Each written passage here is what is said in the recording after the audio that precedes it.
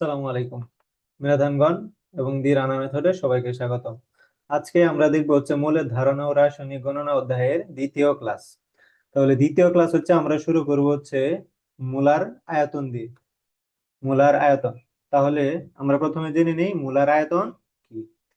তাহলে কোন রাসায়নিক পদার্থের এক মোলের আয়তনকে কি বলা হয়? মোলার আয়তন।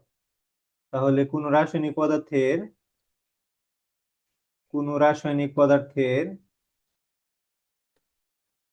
এক মোলের আয়তনকে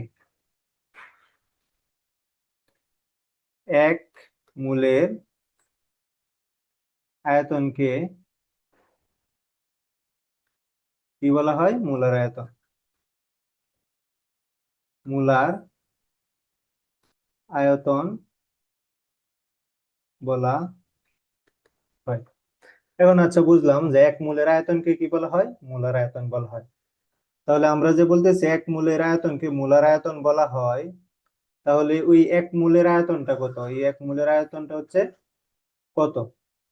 তাহলে আমরা খেয়াল রাখবো যে প্রমাণ অবস্থায় প্রমাণ অবস্থায় প্রমাণ অবস্থায় এক মোলের আয়তন 22.4 লিটার। 22.4 লিটার। তাহলে এটা হচ্ছে গ্যাসের ক্ষেত্রে। কিসের ক্ষেত্রে? গ্যাসের ক্ষেত্রে প্রযোজ্য। বোঝা গেল? আচ্ছা, তাহলে প্রমাণ অবস্থা বলতে কি বোঝায়? প্রমাণ অবস্থা, এটাকে বলা হয় এসটিপি। প্রমাণ অবস্থাকে কি বলা হয়? STP, standard temperature and pressure. Standard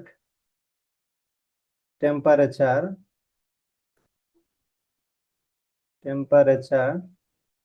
and pressure.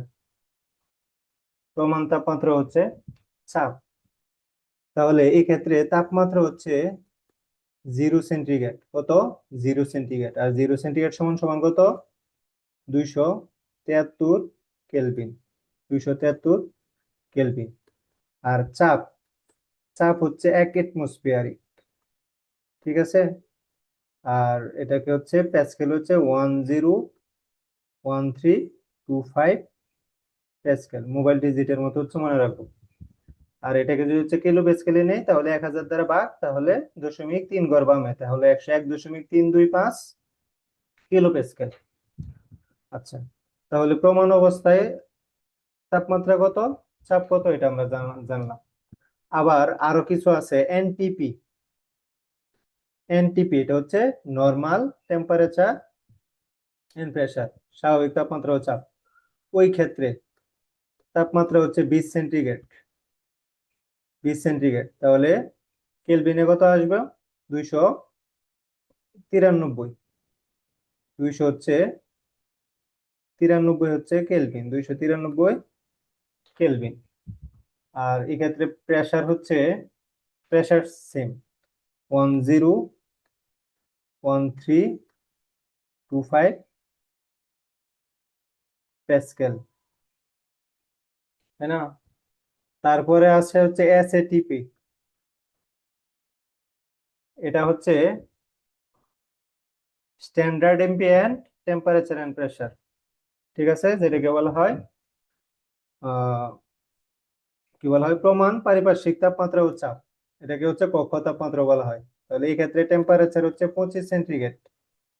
25 degree centigrade. তাহলে 25 ডিগ্রি সেন্টিগ্রেড সমান কত? 273-এর সাথে হচ্ছে 25 যোগ, তাহলে 298 কেলভিন। আর এই ক্ষেত্রে চাপ হচ্ছে 100 কিলো প্যাসকেল। 100 হচ্ছে কিলো প্যাসকেল। আর ওই দুইটার ক্ষেত্রে কি ছিল? 101.325 কিলো প্যাসকেল। আচ্ছা, তাহলে প্রমাণ অবস্থায় এসটিপি তে আয়তন কত ছিল? 22.4। আর এসএটিপি তে আয়তন হচ্ছে 24.789 লিটার। আর এনটিপি তে উল্লেখ করি নাই। তাহলে এনটিপি তে আয়তন হচ্ছে 24.08 লিটার। ঠিক আছে। তাহলে এনটিপি তে হচ্ছে এক মোল গ্যাসের আয়তন কত হবে 24.08, আর এসএটিপি তে হচ্ছে এক মোল গ্যাসের আয়তন কত হবে 24.789। তাহলে আমরা আহ মোলার আয়তন অর্থাৎ এক মোলের আয়তনটা হচ্ছে মনে রাখবো। আবার এক মোলের ভরটা মনে রাখবো, যে এক মোলের ভর বলতে কি বোঝায়, আমরা আগের ক্লাসে পড়ছিলাম যে এক মোলের ভর বলতে বোঝায় ওই পদার্থের হচ্ছে গ্রামে প্রকাশিত পারমাণবিক ভর বা হচ্ছে আণবিক ভর। তো এখানে কি দেখছিলাম, H2O এর হচ্ছে আণবিক ভর কত 18, তাহলে এটাকে গ্রামে প্রকাশ করলে এই গ্রামে ওই পানির এক মোলের ভর কত 18 গ্রাম পার মোল। তারপরে শুধু যদি হচ্ছে একটা পরমাণু নেই, নিলাম হচ্ছে কি সোডিয়াম, তাহলে সোডিয়ামের পারমাণবিক ভর কত 23, তাহলে গ্রামে প্রকাশ করলে হচ্ছে 23। তাহলে আমাকে যদি প্রশ্ন করা হয় যে এক মোল সোডিয়াম পরমাণুর ভর কত, তাহলে আনসার কত আসবে 23 গ্রাম পার হচ্ছে মোল। বুঝতে পারলাম। তারপর হচ্ছে এক মোল সংখ্যা, এই যে আমরা যেটা দেখছিলাম অ্যাভোগাড্রো সংখ্যা 6.023 ইন্টু 10⁻23, এটাই কি, এটাই হচ্ছে এক মোল সংখ্যা। তাহলে এটাকে কি বলা হয় অ্যাভোগাড্রো সংখ্যা। তাহলে এটাকে এন এ দ্বারা প্রকাশ করা হয়, এটাকে হচ্ছে কি দ্বারা প্রকাশ হয় এন এ। তাহলে অ্যাভোগাড্রো সংখ্যাকে, তাহলে এটা সমান সমান কত 6.023 ইন্টু 10⁻23। এটা কি এক মূলের সংখ্যা, মূল এক মূল সংখ্যা, ঠিক আছে, এক মূলের হচ্ছে সংখ্যা। তাহলে আশা করি হচ্ছে এগুলো হচ্ছে ক্লিয়ার। এখন আমরা এগুলো থেকে হচ্ছে মূল সংখ্যা নির্ণয় করা শিখবো, মূল সংখ্যা নির্ণয় করা শিখবো। তাহলে মূল সংখ্যা নির্ণয় করার ক্ষেত্রে হচ্ছে আমরা একটা জিনিস খেয়াল করি তো, যে আমরা কোনো কিছুর পরিমাণ, আমরা কি বলছিলাম যে মূল হচ্ছে রাসায়নিক গণনার একক। তাহলে এর মাধ্যমে কারণ কি, রাসায়নিক পদার্থের কি পরিমাণ নির্ধারিত হয়। তাহলে আমরা সাধারণত হচ্ছে পরিমাণ নির্ধারণ কিসের সাহায্যে করি, এক হচ্ছে ভরের সাহায্যে করি, যেটার আয়তন কি এসআই একক হচ্ছে কেজি। আয়তনের সাহায্যে করি, যেটা এসআই একক কি লিটার। আবার মিলিলিটার এককে হচ্ছে অনেক সূত্রে হচ্ছে ইউজ করা হয়, ঠিক আছে। আচ্ছা, কিন্তু এসআই একক কি লিটার। তারপর হচ্ছে সংখ্যা, ঠিক আছে। আচ্ছা, তাহলে সংখ্যা দ্বারাও কি নির্ধারণ করি, পরিমাণ নির্ধারণ করি, আয়তনের মাধ্যমে নির্ধারণ করি, ভরের মাধ্যমে নির্ধারণ করি।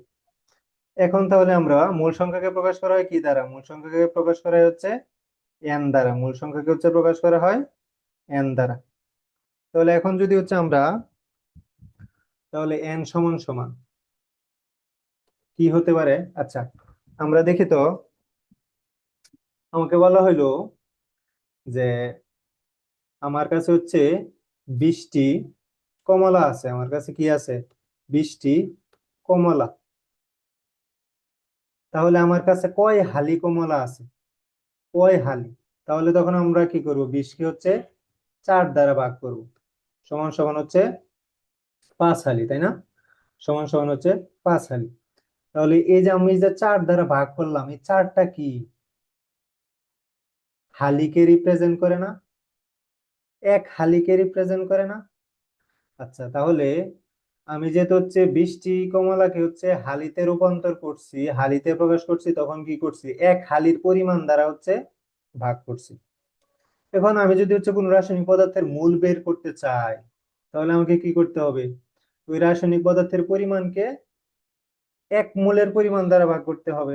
যদি ভর নেই তাহলে এক মোলের ভর দ্বারা ভাগ করতে হবে, যদি আয়তন নেই তাহলে এক মোলের আয়তন দ্বারা ভাগ করতে হবে, যদি সংখ্যা নেই তাহলে এক মোলের সংখ্যা দ্বারা ভাগ করতে হবে।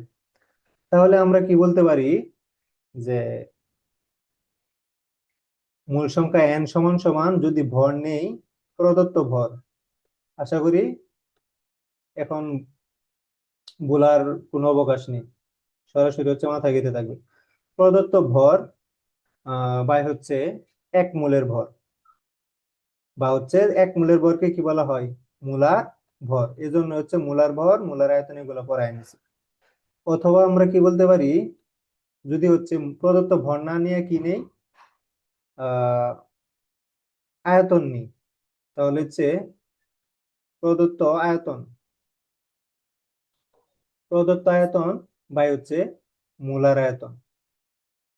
মোলার আয়তন যদি হচ্ছে আমরা সংখ্যার সাহায্যে নিই বা সংখ্যার মাধ্যমে প্রকাশ করি, তাহলে হচ্ছে সংখ্যা বাই হচ্ছে এক মূল সংখ্যা। তাহলে এক মূল সংখ্যা কত? এখন এখানে সংক্ষেপে লিখলাম যে অ্যাভোগাড্রো সংখ্যা, number of Avogadro N A. তাহলে আশা করি হচ্ছে বুঝতে পারলাম। এখন এখন আমরা আরেকটা কি দেখছিলাম, যে মূলার ভর কি ছিল? এক মূলের ভর।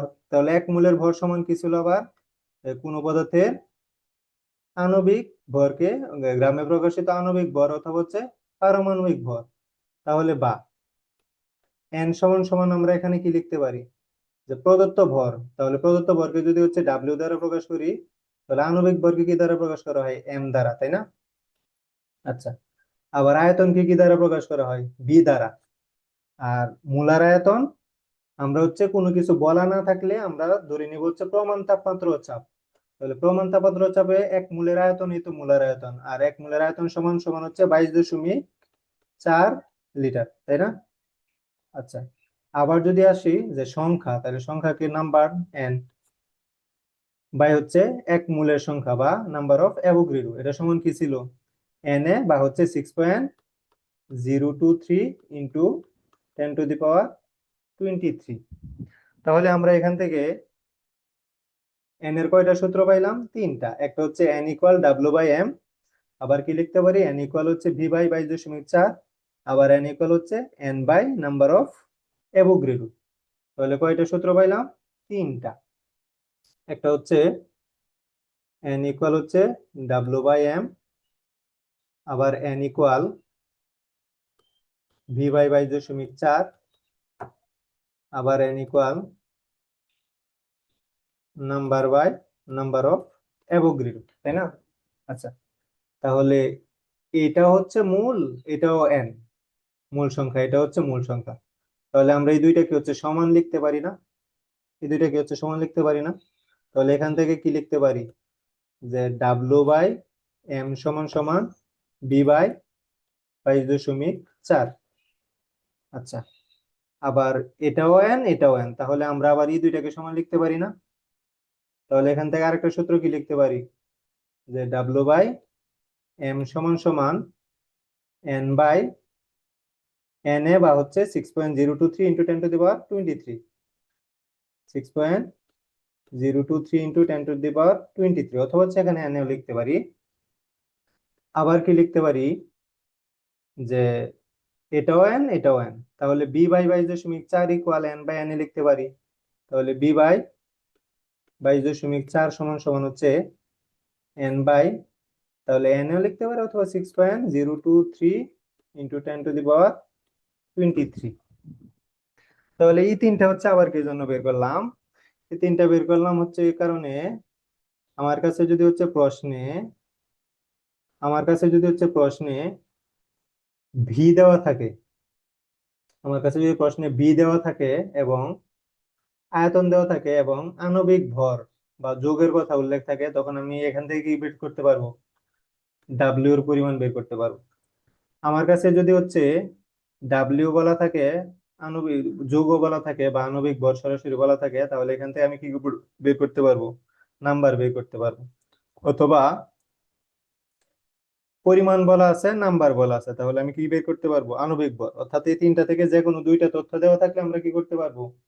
আরেকটা তৃতীয়টা তথ্য বের করতে পারবো। আর এখান থেকে নাম্বার দেওয়া থাকলে ভি বের করতে পারবো, বি দেওয়া থাকলে নাম্বার বের করতে পারবো। তা আশা করি হচ্ছে যে মূল সংখ্যা সূত্রগুলো কিভাবে আসছে ভালোভাবে হচ্ছে বুঝতে পারলাম।